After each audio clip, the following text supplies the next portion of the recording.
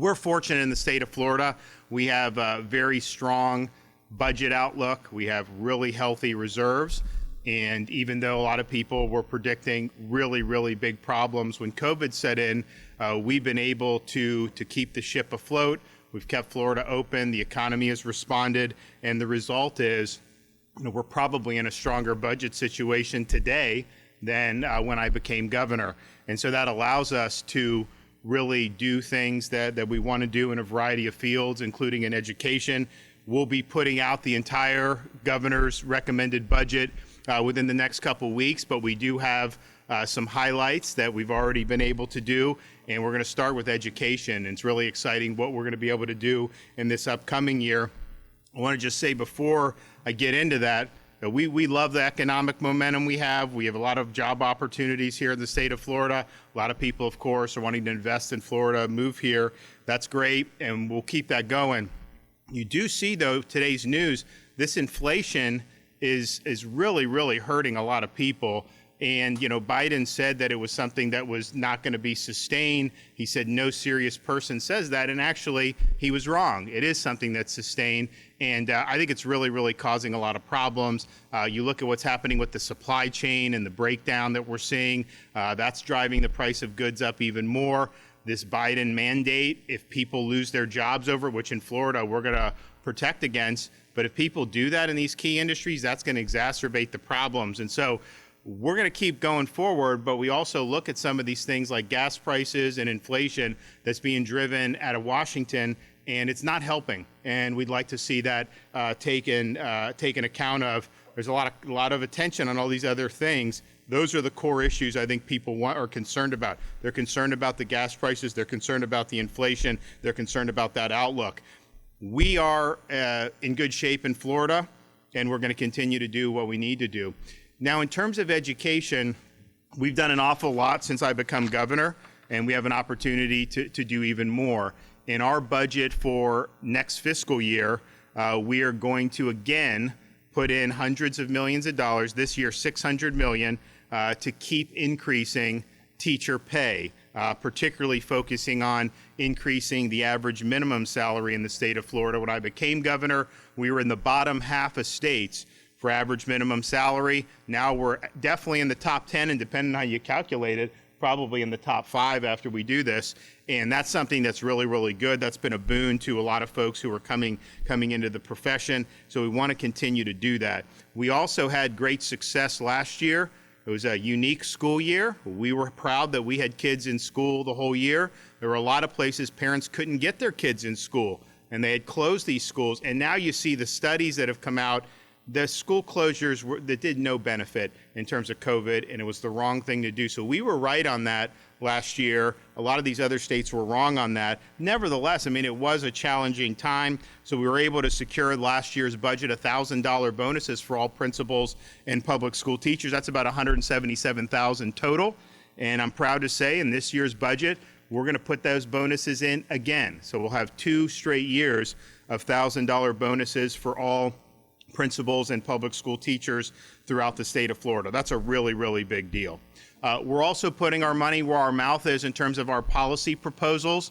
I've said that one of our key initiatives this upcoming legislative session will be to eliminate the FSA and replace it with progress monitoring, which is more teacher-friendly, student-friendly, parent-friendly. It provides better feedback. It's done in ways that reduces dramatically the time for testing, and it's more conducive to learning rather than just simply preparing for a test. So we have recurring money in the budget starting this coming year that will be able to be used to make sure we have the latest progress monitoring tools. And if we're successful on that, this school year will be the last year that they do the FSA in the state of Florida. We will move to progress monitoring after that. We also have, if you look at the student funding, we hit in this budget $8,000 per pupil. That's the highest we've had in per student funding in the history of Florida. The base student allocations being increased by $124. That is the highest increase in almost a decade in the state of Florida. So we're proud of that. We also will have over $421 million for mental health and school safety initiatives. And so some of that will be the school hardening grants, some of that will be our safety initiatives at things like Jewish day schools, but the bulk of that will be for mental health, which is something that the First Lady has worked very hard about, and that's something that we are very, very proud of. We also have more money for civics and debate initiative, in addition to the $106 million that we did for teacher bonuses. If you get a civic seal of excellence in Florida by going through our training, you get a $3,000 bonus. And so that's something that we'll be rolling out probably early next year, we'll probably start doing that. We're really proud of that, and we're proud of our emphasis on American civics. Everyone's going to be a citizen who graduates from our schools here. Some may end up being doctors, electricians, business, whatever, but everyone's going to end up being a citizen, and we need to make sure they have the foundation so that they understand what it means to be an American. And we're continuing all our great efforts on workforce education. So we'll have a total of $534 million to support workforce education programs, including $100 million for a new workforce development capitalization grant program. So that will create and expand workforce development programs at Florida's state colleges, but also at our school districts. One of the things when I became governor, we said we want to be #1 in vocational and career education by 2030. We were in the bottom half of states. We're now in the top half of states and moving up very quickly. And we've put a good emphasis on it. Most of the default was state colleges, and they do a good job. Obviously, if you're going in nursing programs, some of these others, you need to do it. But I said we need to get into these school districts and expand more with the school districts. There's a lot of opportunities that if you can get a credential, you can get a certification out of high school, you could end up going and making pretty good money in a lot of these fields right now. There's high demand. So we want to work with the state colleges. We also want to work with the school districts, with the local businesses to make sure that we have opportunities for things like apprenticeships. So I'm excited about that, and I think it's going to make a difference. And look, at the end of the day, we're able to make these really strong proposals because the state's in good shape. I mean, if we were hemorrhaging money, if we didn't spend wisely, if we had done things, locked down and did all that, probably wouldn't be in this situation now. So we're happy that the state's doing well, and we're even happier to be able to really offer a robust set of education policies and education funding proposals. And so we're probably never have been in this situation where we're able to do so much, particularly what we've done over the last 3 years leading up to this year. So I'm proud to be here in Osceola County. I want to thank Dr. Pace for all her great work and making sure that they had a great school year last year, and really, all things considered, didn't miss a beat, and she was really instrumental in that. And then, of course, this year, we're really happy with what they're doing. So I want to bring her up to be able to make a few remarks. Thank you so much, Governor DeSantis. We are always honored to host you here in Osceola County in our school district, and today here at Canoe Creek K-8. I also want to say thank you so much for your leadership in investing in education. This year, we were able to get our teacher salary up to the minimum $47,500, and we look forward to continued investments in paying our educators the amazing work that they do. We also look forward to your initiatives to move us away from FSA to progress monitoring, increasing workforce funding. All of the things that you've just described will really pay off for our current citizens here in the state of Florida, and certainly the future citizens that we are building in our school district. Also want to say thank you to Commissioner Corcoran. You've been a great partner to our school district here. The leadership in helping us open schools and keep schools open, we know was a huge benefit to our working families. So again, we thank you for being here. Thank you for your leadership, and we look forward to working with you on these initiatives. Okay, we have Sarah Hall, Teacher of the Year from Seminole County. Thank you, sir. Hello, my name is Sarah Hall. I am the 2020 Seminole County Public Schools District Teacher of the Year, an educator of 19 years, and am currently teaching with Florida Virtual School. When investing in education, every contribution allows me to better meet the needs of my students and provide them with the best learning opportunities and experiences. Through the pandemic, Florida's teachers have risen to the challenge and kept what is best for students at the forefronts of our classrooms and campuses. The $1,000 relief pay teacher salary increases, and resources provided for the continued implementation of the state's new BEST standards acknowledge my efforts and dedication as a professional. Investing in education gives teachers the resources we need to best serve families, equip students, and prepare children to be the next generation of Floridians and remain leaders in the nation for providing innovative instruction, measurable and meaningful accountability, and also to help remain at the forefront of providing innovative experiences which will help every child be successful.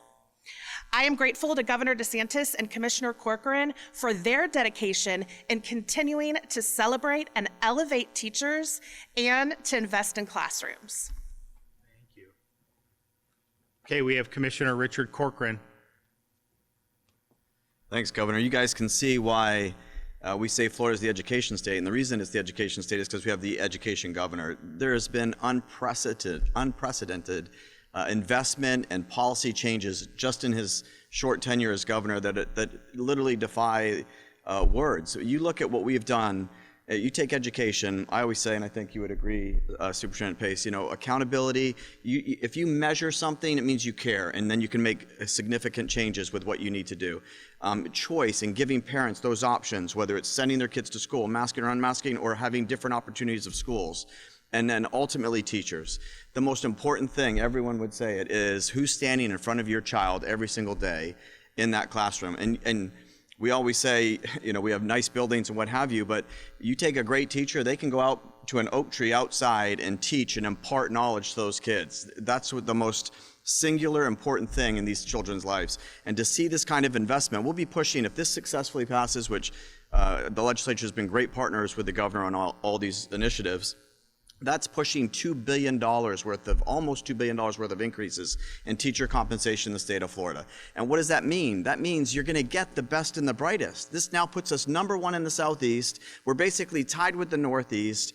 If you are a best and brightest teacher somewhere out there and you want to come to sunny Florida and a great environment where there's complete freedom and you have the largest minimum teacher salaries, arguably starting in that whole eastern seaboard, but arguably even eventually throughout the country.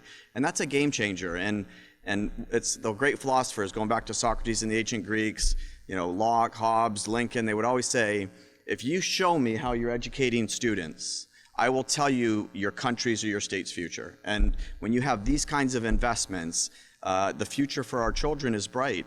And these investments, if you look at the mental health, which has been a great passion of the First Lady, since her getting involved and passionately fighting for this mental health funding, it's going to be more than doubled in the time that Governor DeSantis has been here. And that's huge, especially when you deal with COVID impacts that we're seeing with our school children. So what this means ultimately is our children, we're affecting their hearts and their minds and their souls to go out there and live great lives, as the governor said, be great citizens and impact our world and certainly our country for the next, hopefully, 200 years. So thank you very much, Governor. Okay.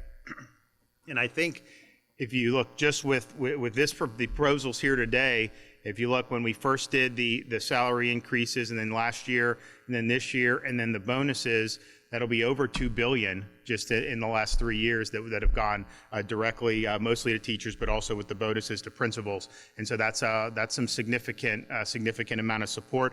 And then we're proud that, we want to increase the salary. We're doing the increased base student allocation, and that's great. But there are some places that spend ungodly amounts on their school system that have terrible results. And I'm happy to say that in the latest Quality Counts K through 12 rankings by Education Week, Florida's #3 in the country for K-12 achievement. And so we're not only doing this, we're doing this in ways that are producing tangible results. I'd also be remiss if I didn't also say our public university system's ranked #1 by U.S. News and World Report in the entire country 5 years in a row. We're not letting them raise tuition, so it's actually affordable higher education, which most of it is not, and much of it is overpriced, and some of it's not worth it. Here in Florida, our Florida citizens, they send their kid. We have different bright futures. We're obviously keeping that. I'm not going to let the legislature do anything on that, and so we're going to have that. and then very affordable compared to what you see elsewhere.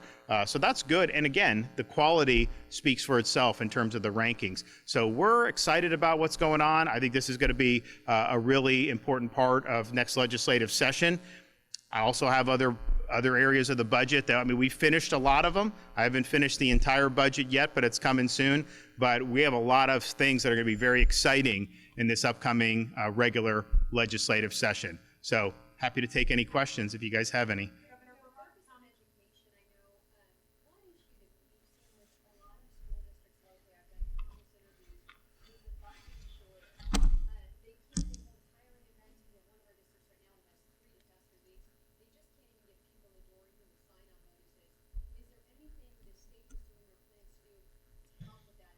Well, I think it's something that is not unique to that. I think we see it all throughout the economy.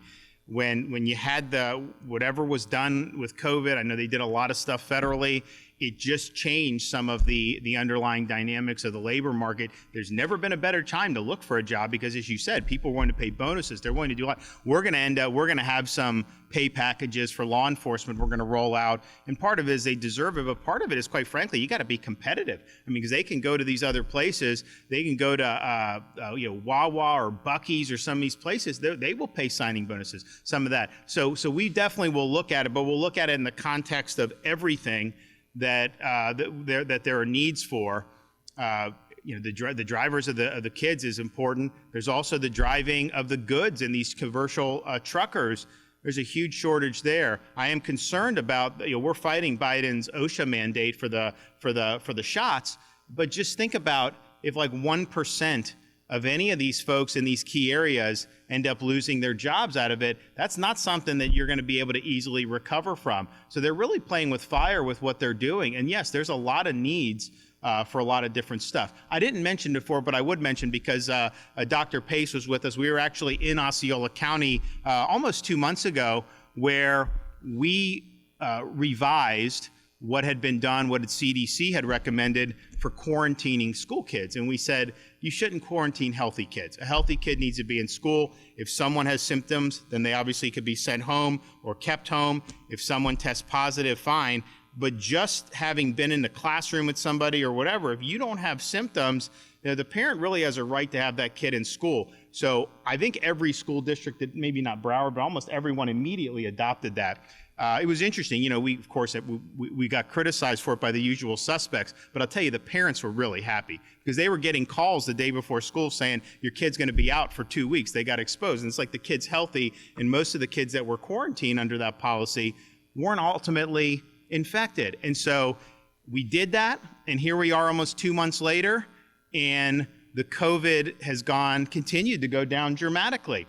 And so it just shows you kids being in school is the right thing. You can treat this rationally, but any of these ham-fisted problems, starting with the school closures that many of the other states clung to for a long time, but even these overbroad quarantines, it just shows you, doing it more rationally, being targeted, focusing on symptoms, you've still seen a dramatic decline amongst kids who were school age. And so that policy was successful.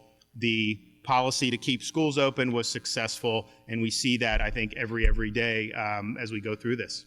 You were talking about the inflation before. We had a press conference a couple weeks ago. You mentioned there was some movement in terms of folks who have to commute, folks doing. Stay tuned. Yeah, so we're going to have, we're working on different proposals, and but I can tell you we will propose something to help with folks who are commuting.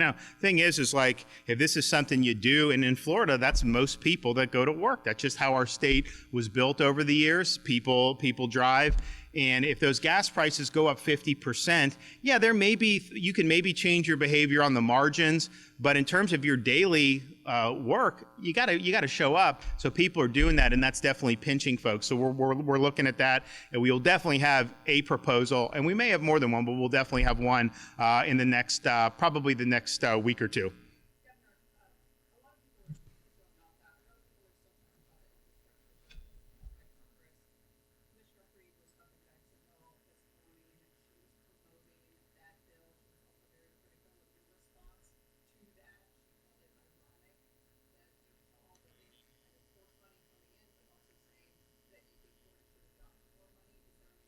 So no, it's not ironic. It's the Biden COVID stimulus. Florida got shortchanged. I'm not saying you should have done that or not. It was a lot of money. I think that's contributing to the inflation, quite frankly. But if you're going to do something for states, you don't just give it to blue states. And the fact of the matter is we got less than our population share. New York, California got more than their population share simply because they tagged it to us having lower unemployment. So they were penalizing us for managing the economy better. And that's wrong. They also only dispersed so many. And I asked on this, and I think that we are going to get shortchanged on this again. And so the question is, if you're in Florida, why would you want to send money to some of these other states that have been mismanaging this? So I'd like to see an accounting over $1 trillion. How much of that is Florida compared to New York? They said New York's going to get $100 billion just to New York. I mean, we're not getting anything close to that. And then that also dovetails with the fact that the next thing they're trying to do with this reconciliation is do SALT tax cuts for wealthy people in New York and California. They want them to be able to deduct their high state taxes. We don't have income tax in Florida. Treat taxpayers well. And so our taxpayers, they don't need that SALT. They're using SALT. That's going to be hundreds of billions of dollars if they go through with that for, again, people who are at the very, very top. How is that something that's good? And so it's just from a Florida perspective, seems so much of the policy in Washington is to try to benefit, these big blue mismanaged states. And I just think that that's wrong. So I'd like to see an accounting of what we got out of this. And I'm pretty sure from what I've been able to see that we're going to be able to point to like a New York or some of them and said they did much better than Florida did.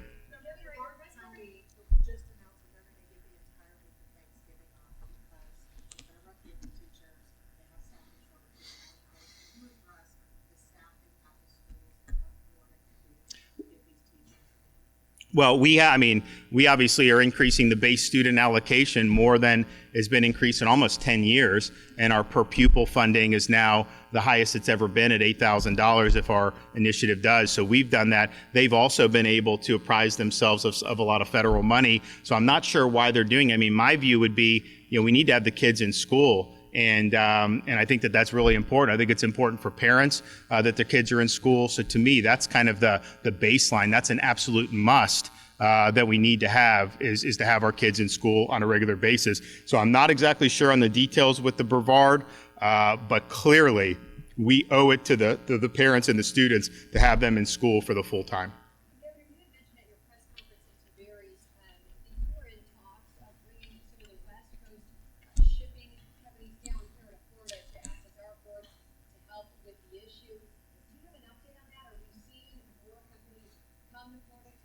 We're going to have something for you very soon. I can tell you Jacksonville has had some good success, not with West Coast, but actually just in Georgia with Savannah. And so they've been able to do that. And these other ports are in negotiations with some of these ships. I think if you look, there's maybe 100 some ships sitting there. The question is once they get to the port, where's the goods going at that point? If it's all going to be on the West Coast, yeah, they could probably take it to Florida, but then they got to bring it all the way back by land. And so I think some of them are looking to say whether that makes sense or not. Others, it may be something that's a little bit better. So we're going to have probably some more concrete announcements on that. But suffice it to say, since we let the world know that Florida is open for business, that our ports have more capacity, there's been a huge amount of interest. And so it's not me doing it, it's the ports negotiating directly with these different companies, and they're excited about the interest. Now, obviously, there's dollars and cents involved. There's a whole bunch of things that go into that,